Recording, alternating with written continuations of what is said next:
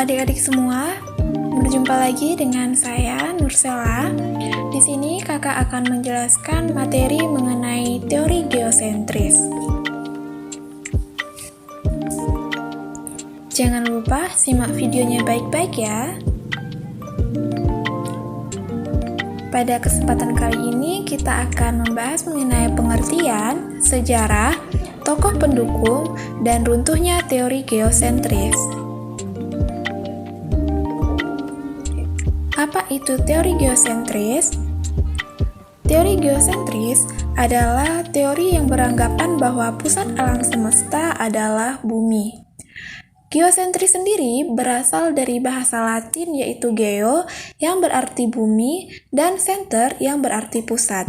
Jadi, teori geosentris adalah teori yang berpendapat bahwa pusat alam semesta adalah bumi karena bumi selalu tenang, diam, tidak bergerak dan tidak berputar.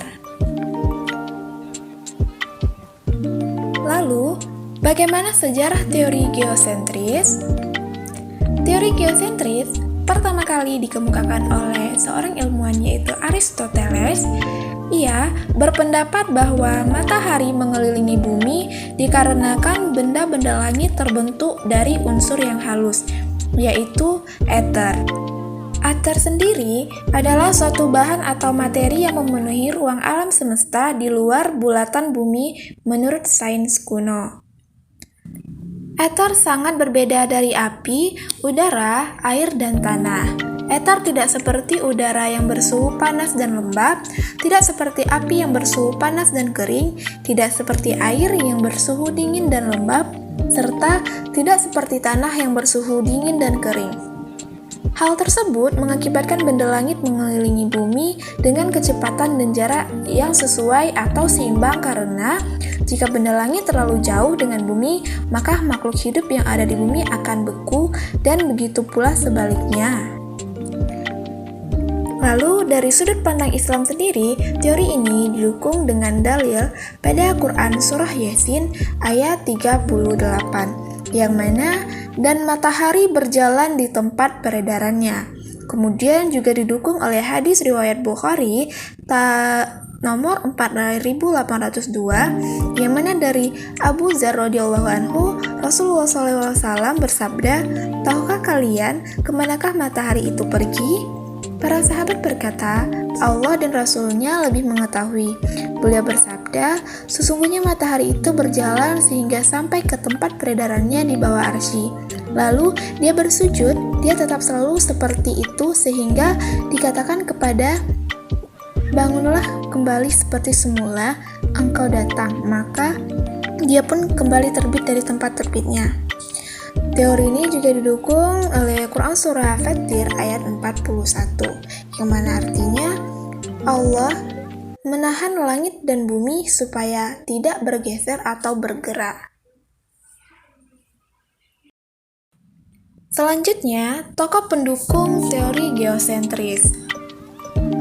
Yang pertama, yaitu ada Aristoteles, merupakan seorang ahli filsafat tersebar sepanjang masa. Ia dikenal dengan Bapak Peradaban Baru, Bapak Ilmu Pengetahuan, dan berbagai julukan lainnya. Beliau merupakan seorang tokoh ilmu logika, biologi, matematika, fisika, kimia, botani, anatomi, dan zoologi. Yang kedua ada Hipparchus, adalah seorang berkebangsaan Yunani yang juga memiliki ahli dalam bidang astronomi dan dia termasuk salah satu pendukung teori geosentris. Kemudian ada Claudius Ptolemeus, adalah seorang ahli geografi dan astrologi. Lalu ada Abu Ja'far Muhammad bin Musa al-Khawarizmi. Beliau juga termasuk salah satu orang yang mendukung teori geosentris. Lalu ada Ibnu Jabar al-Battani, merupakan salah satu ahli astronomi dan matematika yang begitu dikenal luas di dunia ilmu pengetahuan. Kemudian ada Nasiruddin Muhammad At-Tusi yang juga merupakan salah satu tokoh astronomi, teologi, etika, dan filsafat. Dan yang terakhir ada Al-Farghani yang merupakan salah satu ilmuwan muslim yang berhasil menorehkan prestasi di dunia astronomi. terakhir yaitu runtuhnya teori geosentris. Teori geosentris runtuh dikarenakan adanya keraguan yang dirasakan oleh para ahli dikarenakan teori ini gagal dalam menjelaskan fenomena retrogresi atau gerak balik periodik dari planet-planet yang teramati. Lintas semu planet sepanjang tahun relatif terhadap bintang-bintang adalah berupa lengkungan yang tidak rata. Bahkan, ada kalanya planet-planet teramati seolah-olah bergerak mundur atau terbalik sebelum akhirnya bergerak maju kembali selama periode orbitnya. Untuk menjelaskan gerak mundur semu ini dalam kerangka teori geosentris, maka perlu menganggap bahwa planet-planet bergerak dalam lintasan-lintasan sirkular kecil yang disebut episiklus. Ketika planet-planet bergerak dalam orbit besarnya mengelilingi bumi. Akan tetapi, anggapan ini justru tidak sesuai dengan hasil pengamatan. Inilah alasan mengapa teori geosentris menjadi runtuh, lalu digantikan oleh teori lain, yaitunya teori heliosentris. Baiklah, mungkin hanya sekian pembahasan mengenai teori geosentris. Semoga semua yang kakak sampaikan bisa dipahami. Sampai jumpa, terima kasih.